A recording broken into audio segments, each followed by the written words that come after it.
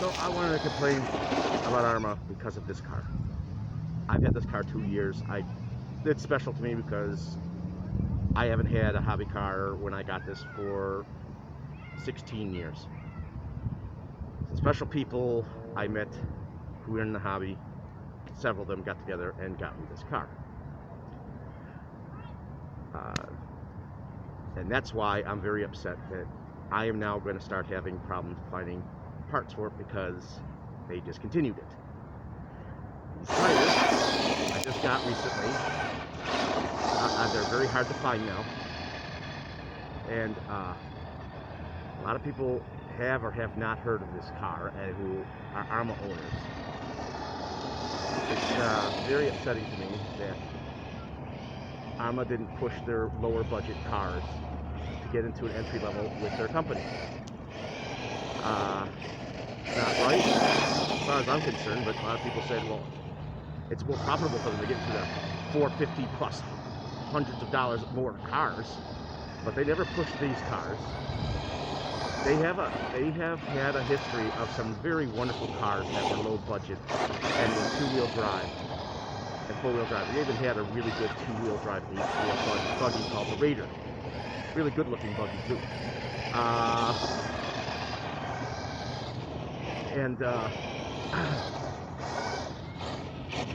I've only had this car 2 years, and now it's discontinued. The only car that has this chassis is the Granite two-wheel drive, and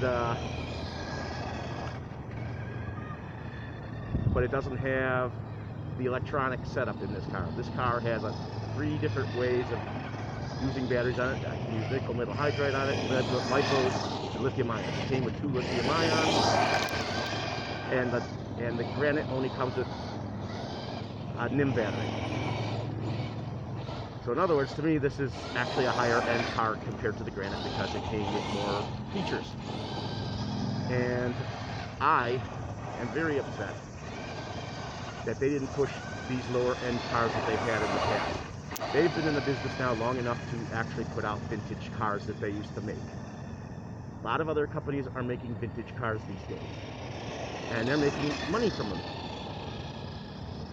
And I think Arrma should do that too.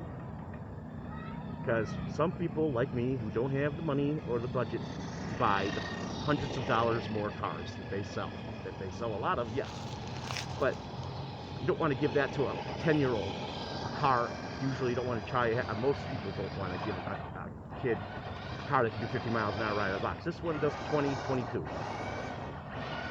It also teaches them better controls because it's two-wheel drive. As you see, this car likes to flip a lot with these brand new tires.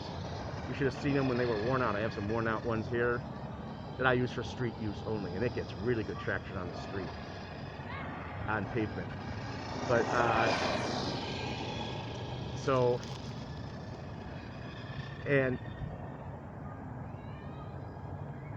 they've made enough cars in the last 11 years to bring back some cars that are vintage, and looked like they were really good cars. Like the original Mojave was a 10-scale two-wheel drive stadium truck. They had an 8-scale Raider, a bit more expensive, but not to the point they're at now. And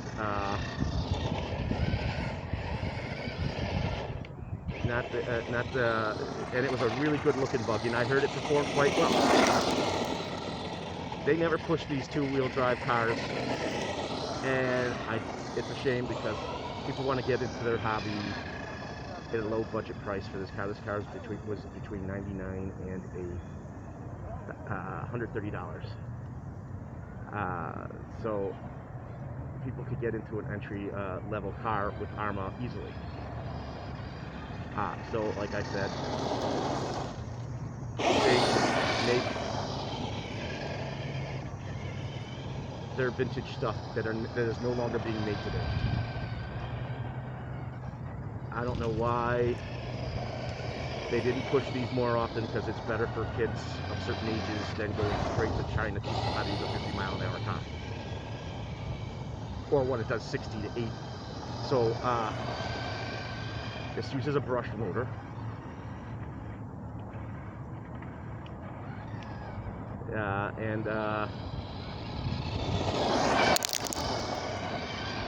So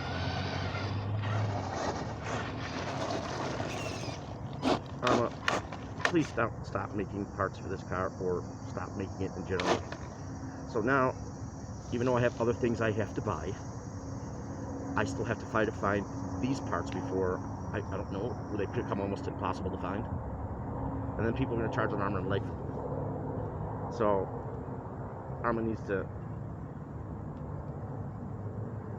get their beginnings with most of their cars, the ones that didn't cause them any trouble, and